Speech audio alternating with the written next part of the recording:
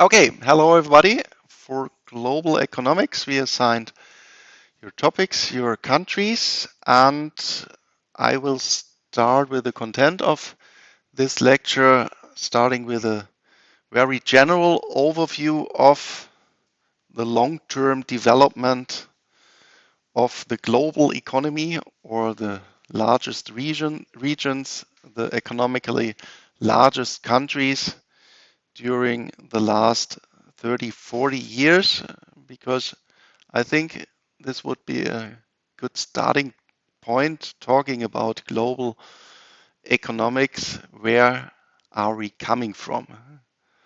What have the global economy looked like 40 years before the breakdown of the Soviet Union and then afterwards, and then of course especially we can say that globalization, taking all countries together via international trade, that this really started roughly around the year 2000, especially with the step in of China into international trade. And for this, I will show you some numbers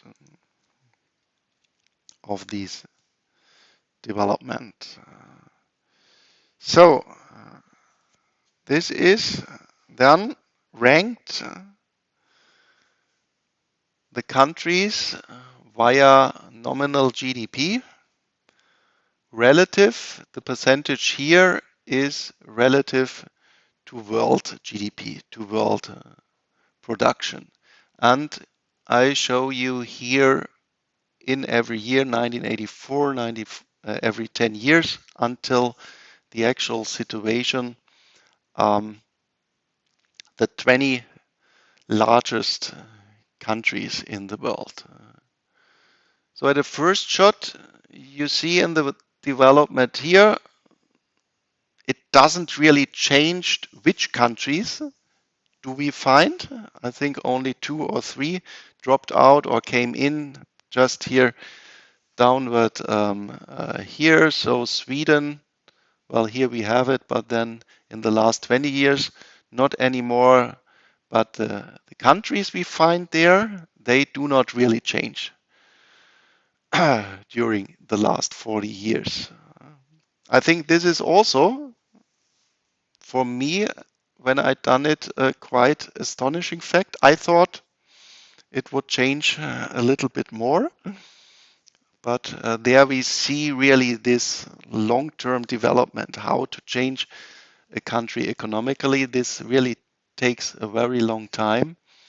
But then we see, and I highlighted these 2 countries in red, that they had really this upward trend here. And of course, especially China, that they moved from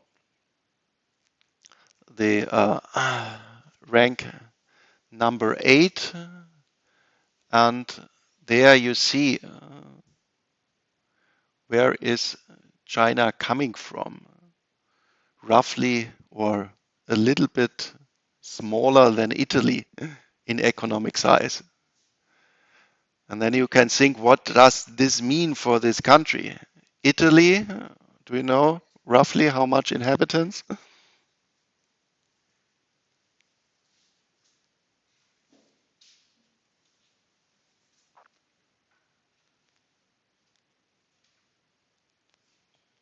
40?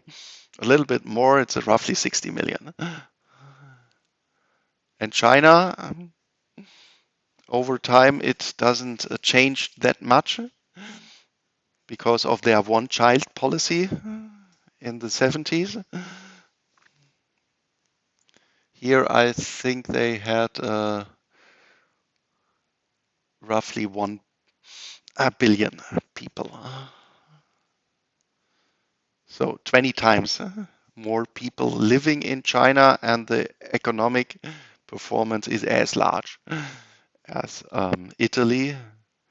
And then if you're calculating GDP per head, this means China is coming 40 years ago from a situation where it is a really, really poor country. And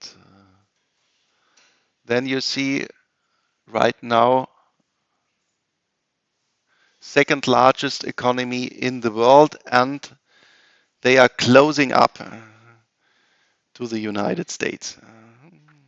And so the estimations are, if we look at the economic growth rates, that maybe in 2030.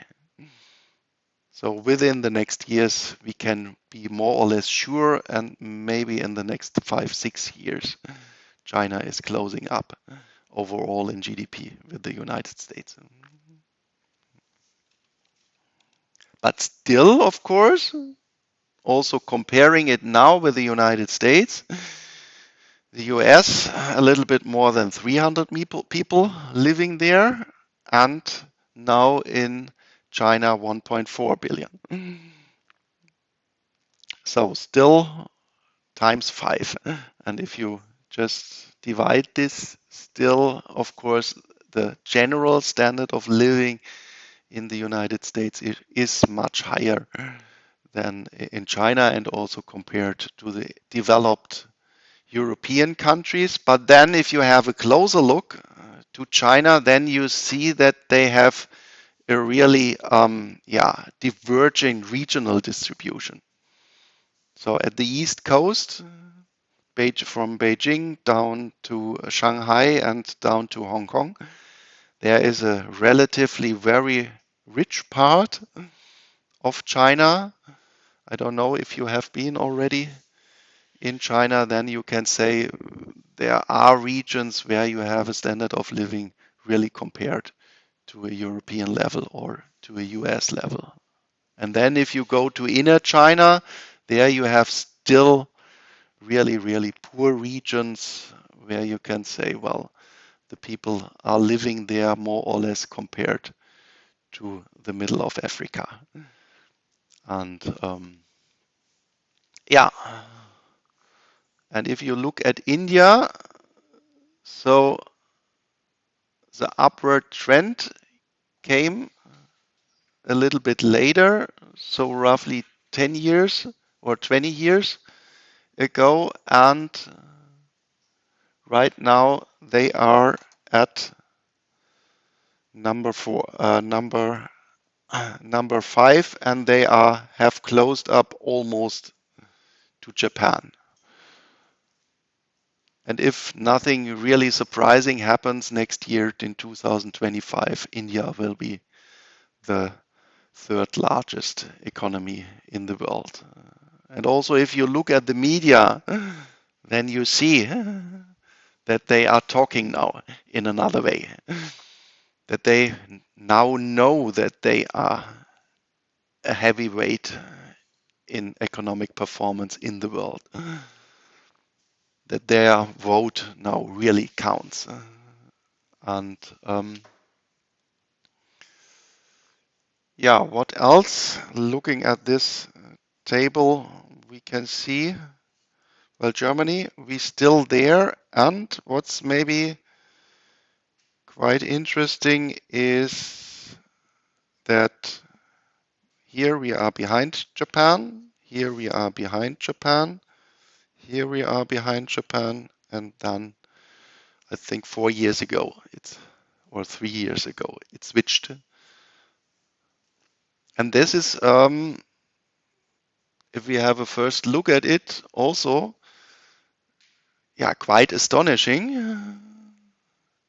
Because why? Well, we have roughly 80 million people in Germany, and in Japan we have 120 million people. And if we have roughly the same GDP, then calculating GDP per head, this would mean we are 1/3 richer than the people in Japan. But I think you also know it that the situations of living of Japan compared to Germany is quite the same. And how could this has happened? because there you see 3 billion versus 4.8, and now Japan has even a smaller GDP compared to the number 20 years ago. What could be the reason if you look at all the information here? And this is also useful, or this you should be also careful when you are analyzing the data of your country, that you know what the numbers mean. Because at first we would say, well, we have over 20 years, GDP is shrinking in Canada. Whoa, this is not very good. Well, the performance was not astonishing of Japan, but still, it's one of the highest developed countries in the world. And Germany now from roughly 3 to 4.5 billion.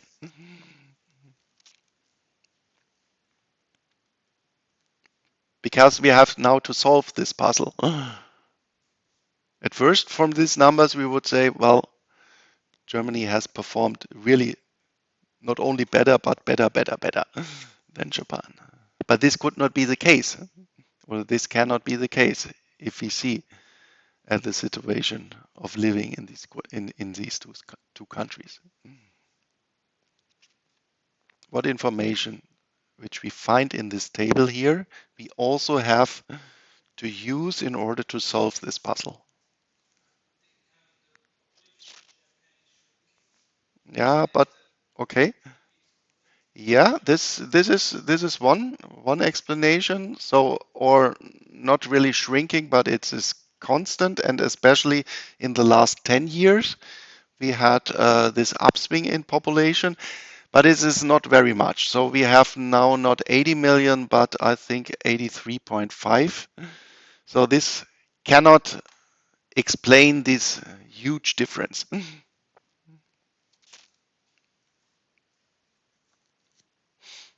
Well, it is this little information which you find here.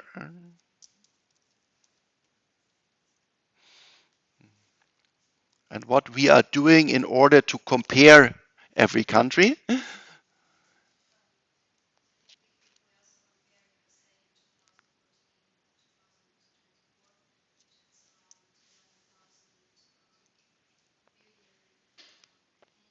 Mm-hmm. Yeah.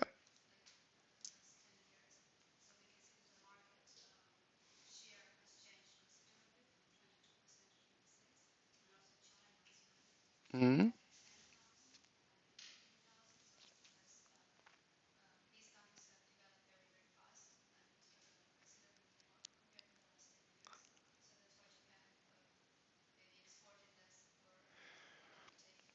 Yeah, if you go to the data, then you do not really find this. You find that they exported less just right now when this crazy guy really said, "Well, I want to, yeah, restructure the whole trade in the world." Um, but if you look at this information, what we are doing here with every country, yeah,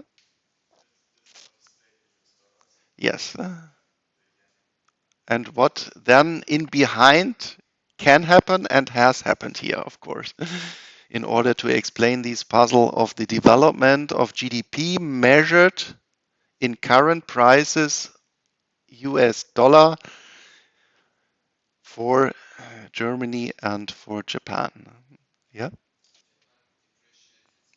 yeah.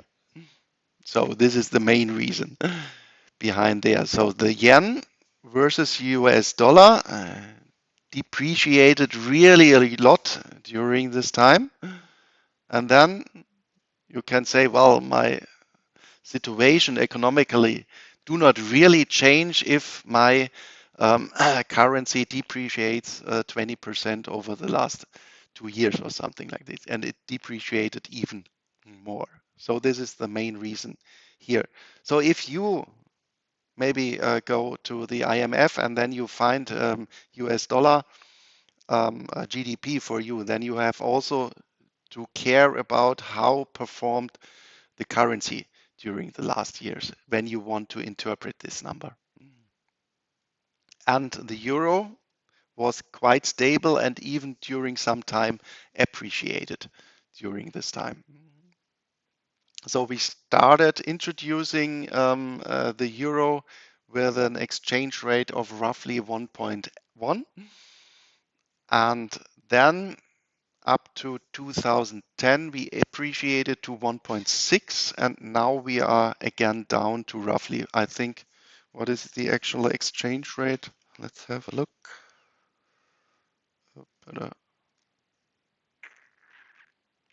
No, this I don't want. Um,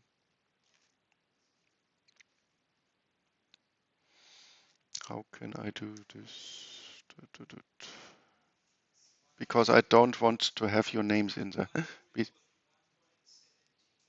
1.17. Okay, yeah. So we are over the last 25 years roughly stable. Or it was volatile between the time, but now we are again roughly at this point when the euro was introduced. And during this time, we had a depreciation. You are totally right. Of um, of the yen versus the US dollar.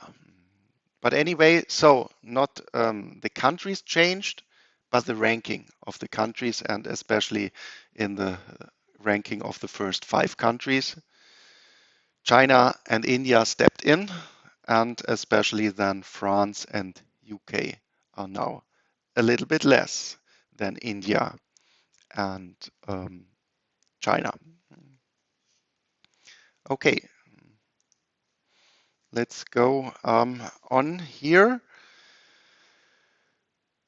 The share of world production. So this volatile share of world production of the US is then also mainly depending on the fluctuation of the exchange rate versus the other large countries in general. So if we look at the United States, then you can say a little bit volatile due to exchange rate developments, but in general, they are quite stable with a share of between 25 and 30%. And yeah, but then you see the drop down of Canada. One main reason, exchange rate, but also relative to their performance then, of course, compared to their neighbor of China. And this I didn't know until last week when I looked at this data in order to present it. And this I find quite interesting. Here, when we say the really starting point of globalization, roughly in the year 2000, that more or less the main picture is that the relative numbers of Japan and China changed. They just exchanged their position and their importance for the global economy.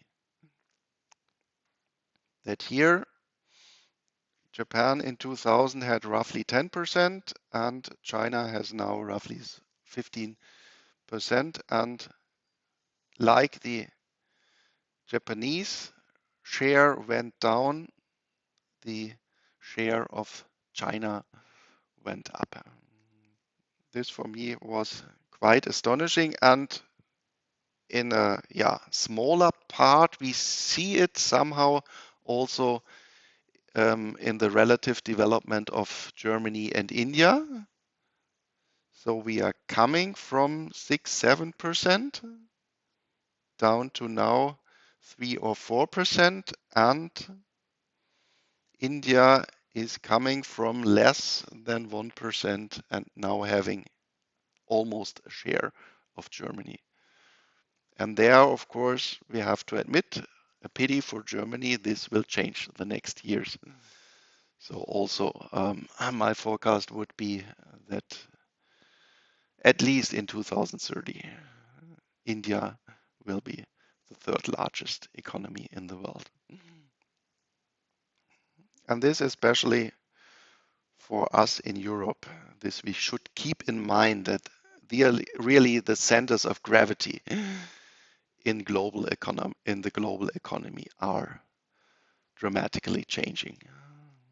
And we have then to find our new position and cannot anymore just say, well, during the last 50 years, we were the main countries and the most important countries in the world. There are now others coming into the world. So then I took also as an aggregate the other parts, South America, Africa, and Australia. And one of you here has chosen Australia, and this is, well, all three are continents. But in Africa, where's Africa down here? Population. Africa, 20% of world population nowadays has a GDP overall as large as Australia. There you really see the huge difference in income distribution in the world. Because also when we in parallel look at the development of population in the world, then you really see this upcoming share of Africa. And this, of course, will change the world economy too in this case. Then you see also China slightly going down in the share. So the over the last 20 years, the number in China is more or less constant. But since the world population is still increasing, right now we are 18 billion, 8 billion people living on our nice planet. The relative share is going down when your population is constant. Yeah, this I showed you that you know more or less that the other continents where we haven't looked at specific countries, that they contribute more or less in the same size to world economy, and that it is not very much together, roughly 10% of these. And if we sum up all these people, then it's maybe 1/3 of world population overall. But the most interesting ones, I think, are here the development still of China and then relatively the catching up process of India. This will be in the next years, I think, the most interesting part. So then we will have a look in more detail, starting now what I said when really globalization started, and there what is especially for us now in Germany a large question is I looked at the debt situation relative to GDP during the last 25 years. And there, we can say Germany is quite special because comparing the five largest economies in the world, we are the only one which has here a decreasing trend over the last 15 years. In every other country, it's more or less increasing during the last 25 years. And I think we really have to have a close look at this development. In general, we cannot directly say, well, they are consuming too much and this is a bad situation. Because what is it? Government debt is I go as a government to the capital market and ask, do you give me credit? So it is a private decision to sign these credit contracts. And of course, also the capital somehow needs the assets of government bonds. Because I don't know if you had heard already finance modules or lectures, then we say, well, government bonds, they have a special property in capital markets that they are somehow something like the benchmark, the secure benchmark, that it is an asset with almost no risk. But if you look now at the global situation, then I think we have to question this assumption. Is there really still a secure asset as government bonds? Especially if we have a look at the United States, and there you can also ask yourself if it's the right decision what this guy is doing, because the United States over the last 50 years, they had the main currency, the anchor currency of the world, the US dollar. And if you have this currency, then you have the possibility to get credit from anybody in the world, because everybody in the world needs your money.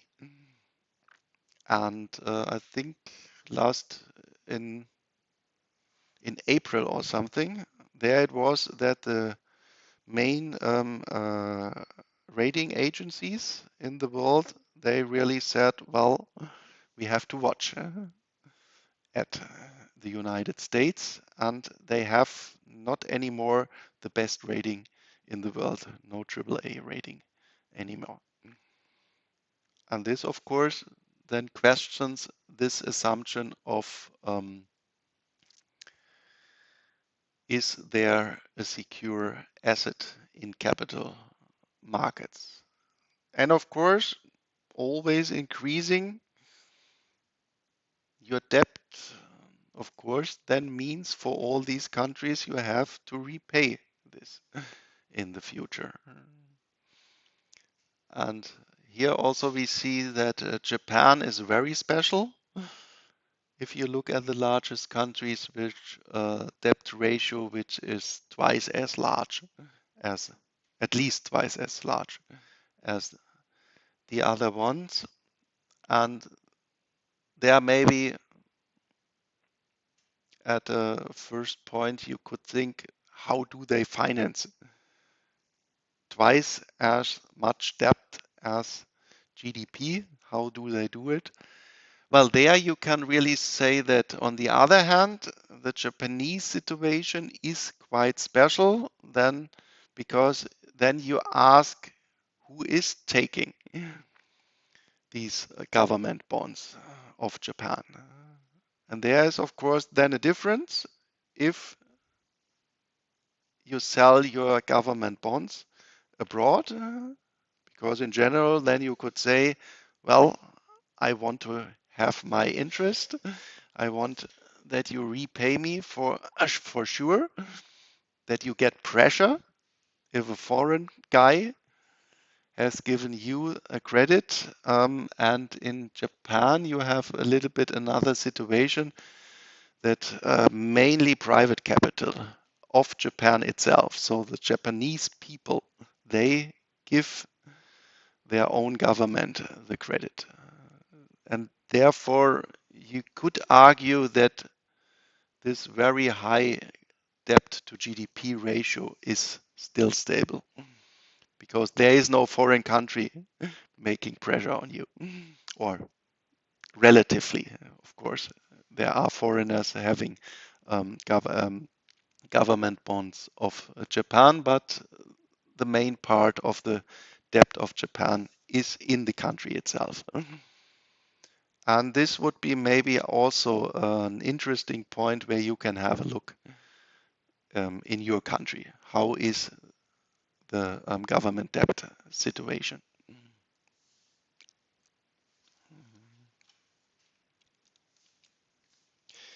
Yeah, going further.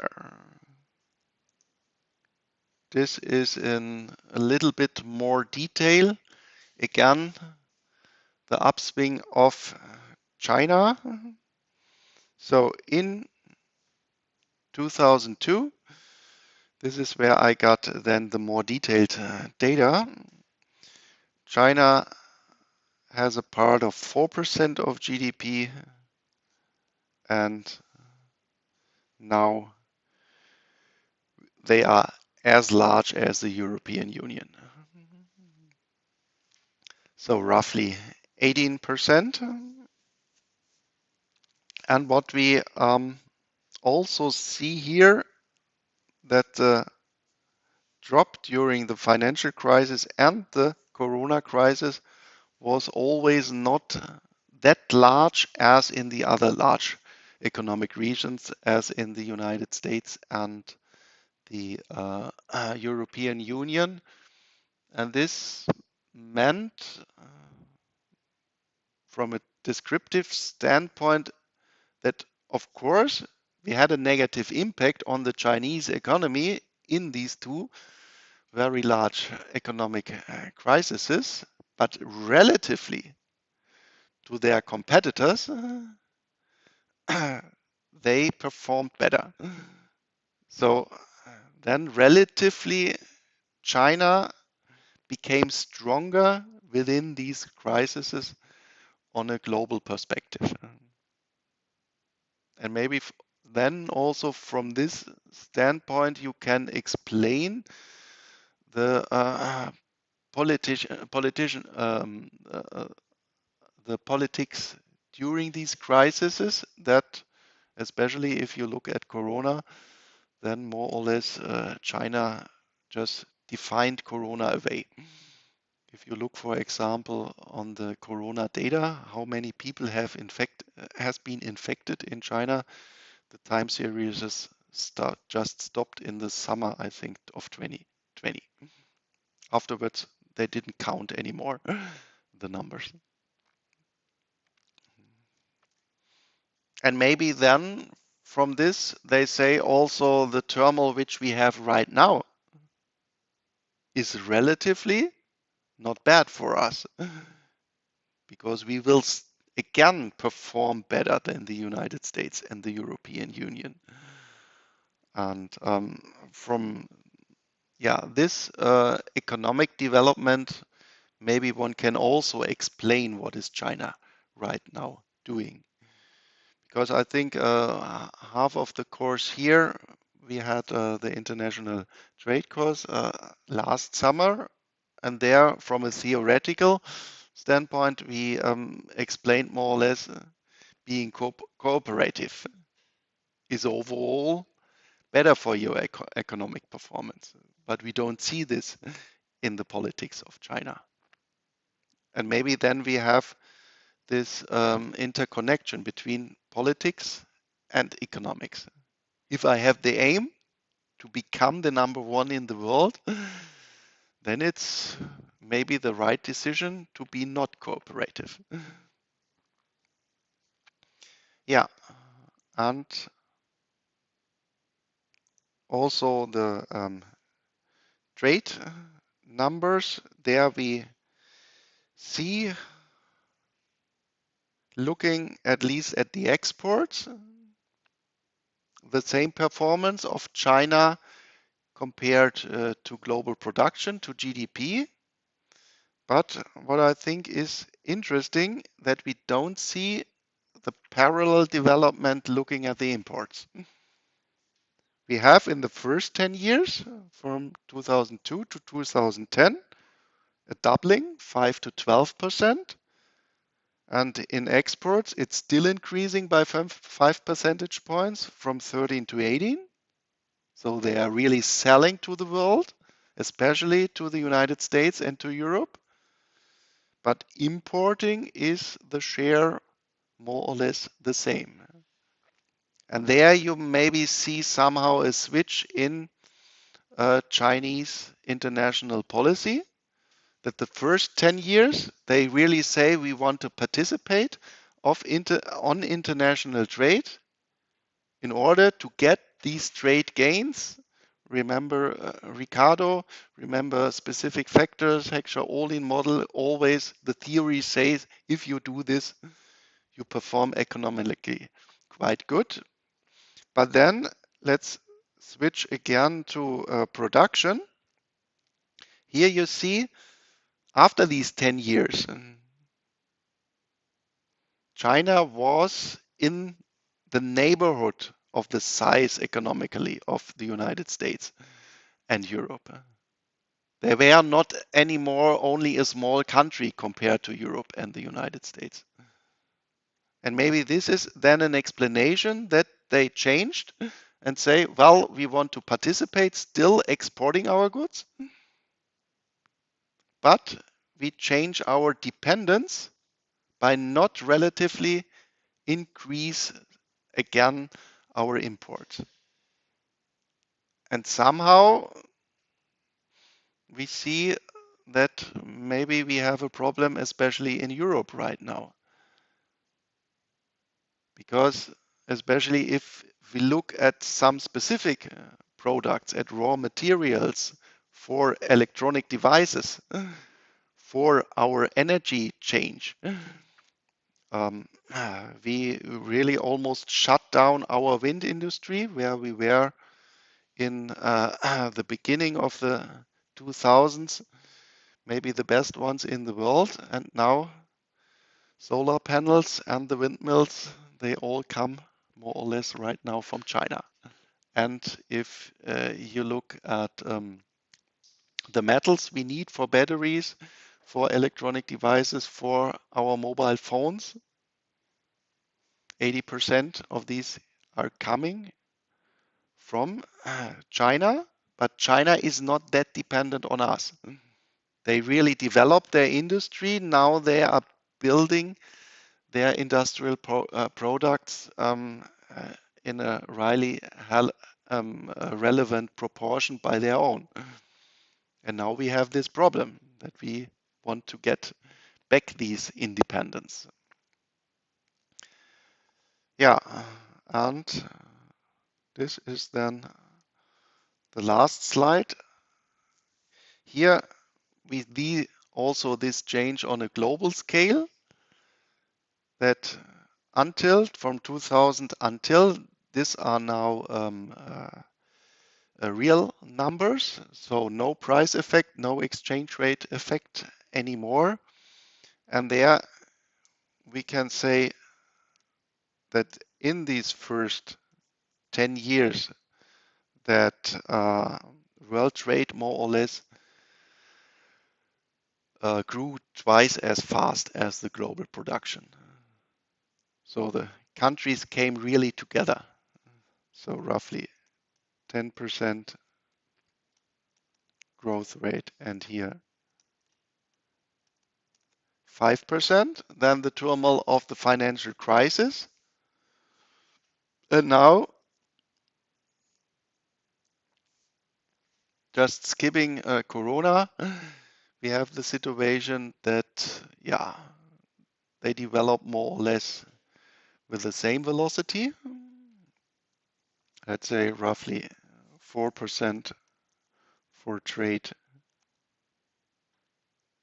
and production.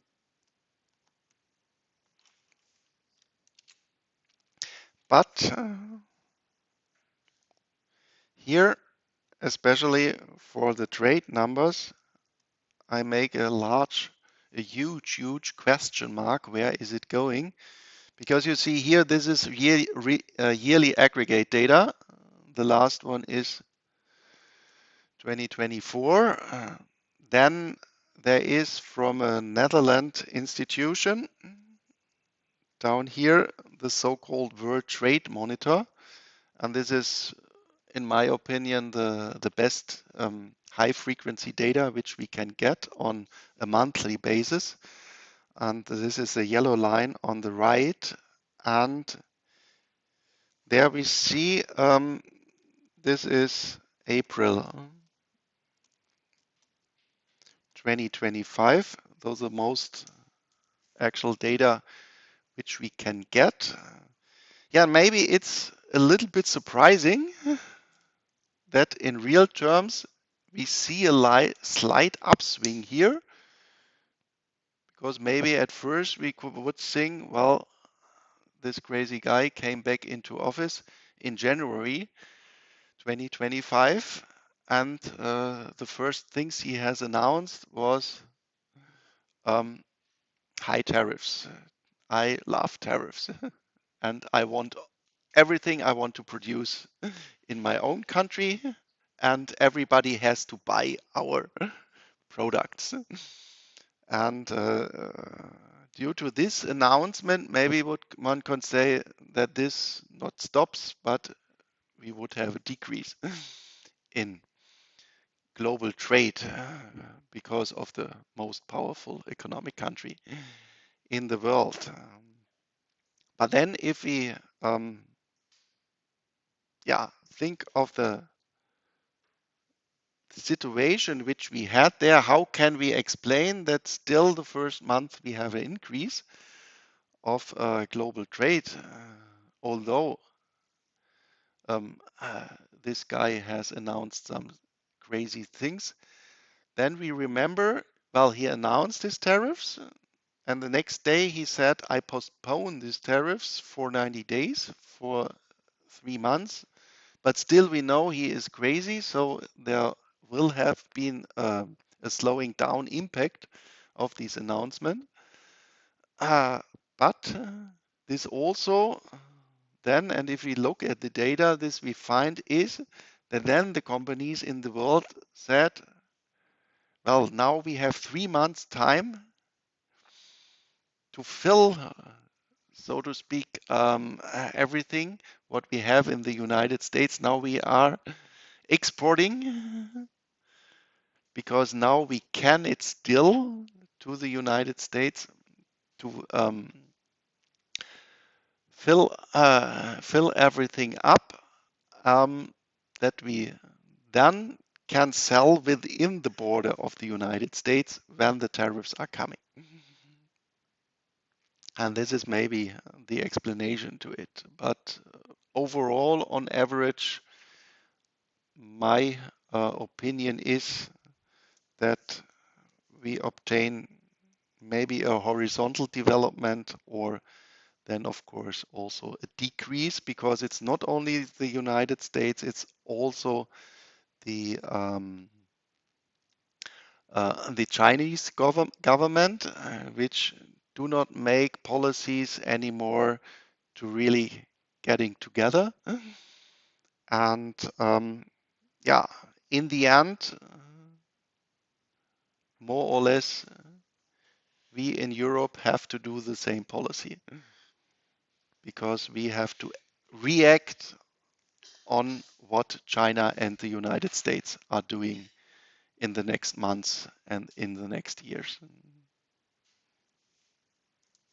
And for Germany, this will be then, of course, a quite hard situation, because somehow our country really relied on free trade during the last 20 years. And we really participated from this free trade situation in the world. And now we have to deal with a new framework in the world. And this will be then also a quite yeah, interesting, neutrally formulated situation in the world.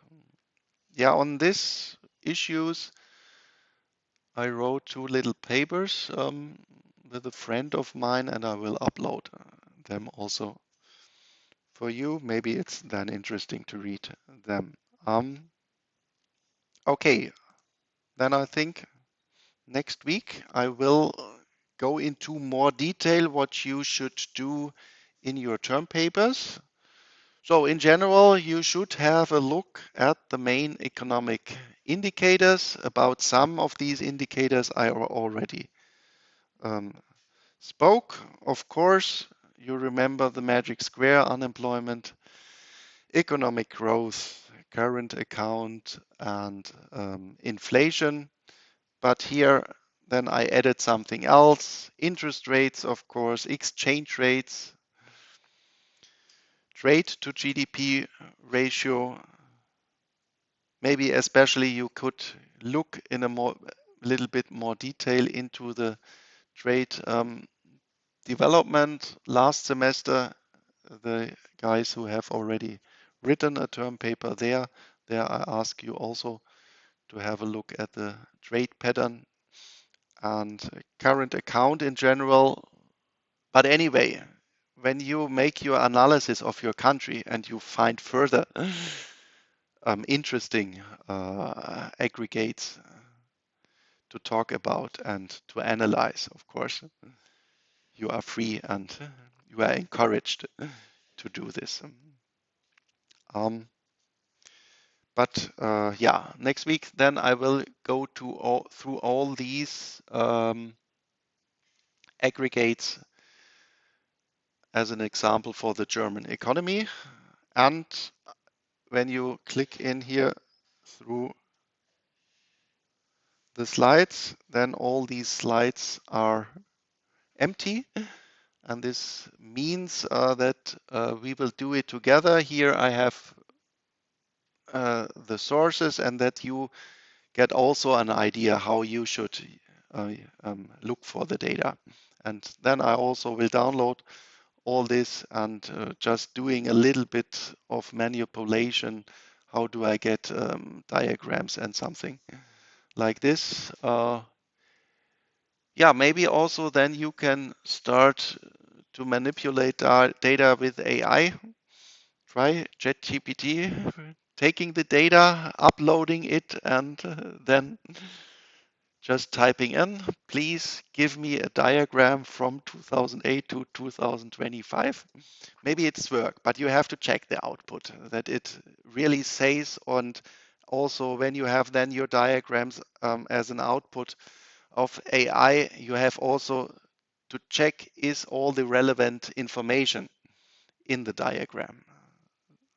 And also sometimes you have a quite nice PDF output, but then you see that the writing of the letters and something is a little bit wrong. Be careful using it, but I encourage you to use it. I think you will use them less time trying to use these new, very nice additional tools also to write a paper and afterwards to make your presentation. Okay, so that's for it today, the first global overview of the development in the last 40 years. And then we go into more detail next week. And afterwards, then I will go with you through this correlation analysis between unemployment and economic growth, also with the example of Germany.